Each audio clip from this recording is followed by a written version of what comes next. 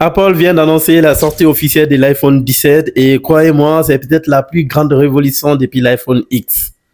Plus fin, plus intelligent, plus puissant, mais aussi plus cher.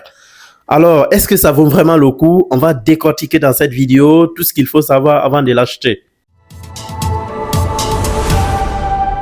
Comme chaque année, Apple sort toujours 4 modèles. Cette année, on a donc l'iPhone 17 standard, l'iPhone 17R, le plus fin jamais conçu par Apple, l'iPhone 17 Pro et l'iPhone 17 Pro Max. L'iPhone 17R est clairement la star de cette année. C'est plus fin, plus léger, le corps en titanium. On sent clairement que cette année, Apple veut séduire ceux qui aiment la finesse extrême. Les modèles Pro, quant à eux, changent quand même de design avec un bloc photo horizontal. Surnommé le caméra plateau, ça se voit clairement que Apple cette année mise sur la photo et la vidéo. Ce design nous rappelle un peu Google Pixel, mais en version Apple. Apple continue avec sa voie premium en utilisant le titanium ou encore l'aluminium et surtout en travaillant beaucoup pour une meilleure dissipation thermique. Tout ça pour éviter que les iPhones se chauffent très vite. L'écran, quant à lui, reste toujours Super Retina XDR comme les anciens iPhones, mais avec une forte amélioration de la luminosité jusqu'à 2800 nits en pic. Ce qui veut dire que même en plein soleil, ton écran reste toujours visible. Une autre bonne nouvelle, cette année, pas seulement les Pro, mais tous les modèles bénéficient du Pro Motion 120 Hz. Conclusion, avec les modèles Pro de l'iPhone 17, on peut jouer et filmer plus longtemps sans que l'iPhone ne se chauffe. Apple promet avoir nettement amélioré la vitesse sur les iPhone 17, ce qui veut dire que les applications s'ouvrent encore plus vite, les jeux tournent mieux et surtout le multitask devient plus fluide.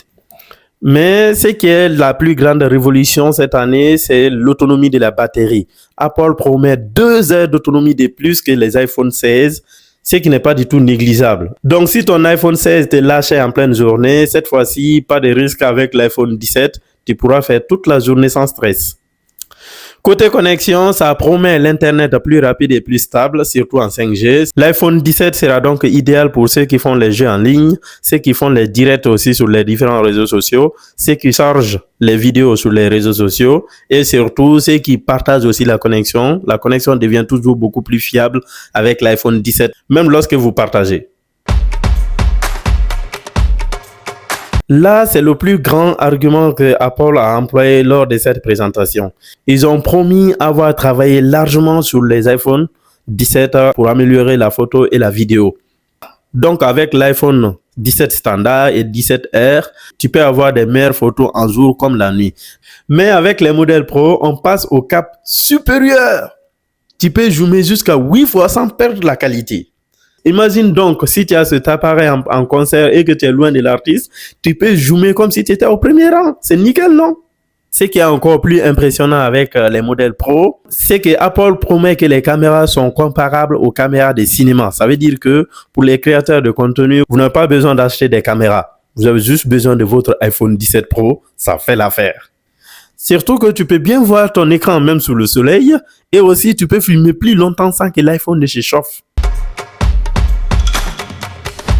Par rapport à la disponibilité, juste après l'annonce de Apple le 11 septembre, les précommandes sont déjà disponibles depuis le 12. Et la sortie officielle est annoncée pour le 19 septembre 2025. Concernant les prix pour 256 Go, ce qui est d'entrée de gamme pour chaque modèle, on a iPhone 17 qui va coûter 799 € pour ceux qui sont en Amérique et 999 € pour ceux qui sont en Europe ici. iPhone Air qui est plus fin va coûter donc 999 $ pour ceux qui sont aux États-Unis et 1199 € pour ceux qui sont ici en Europe. Le Pro va coûter 1099 $ pour ceux qui sont aux États-Unis et 1349 € pour ceux qui sont en Europe.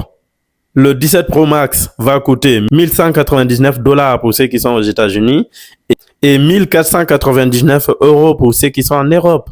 Sachant que tous ces prix concernent les iPhones qui ont juste une capacité de stockage de 256 Go. Le prix peut naturellement augmenter plus la capacité de stockage est grande.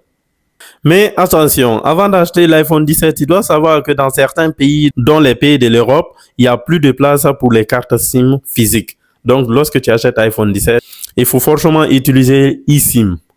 Déjà en France, tous les opérateurs utilisent déjà eSIM. Donc, si tu te trouves dans un autre pays, renseigne-toi auprès de ton opérateur si l'eSIM est disponible avant d'acheter l'iPhone 17. Sinon, tu risques d'avoir un iPhone où tu ne peux pas utiliser ta carte SIM. Si vous avez un iPhone dans la gamme 15 ou 16, l'évolution reste toujours intéressante, mais il n'y aura pas une grande révolution pour vous.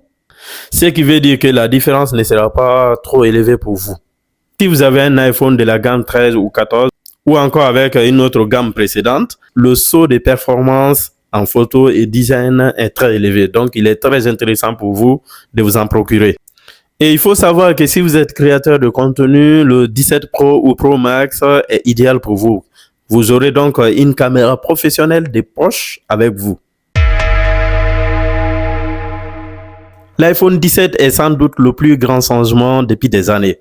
Apple a quand même réussi à surprendre des gens avec l'iPhone 17R ultra fin et très léger, les modèles Pro avec un design revu et la puce NM maison. Mais la vraie question reste toujours posée. Est-ce que vous êtes prêt à mettre plus de 1000 € pour un smartphone en 2025?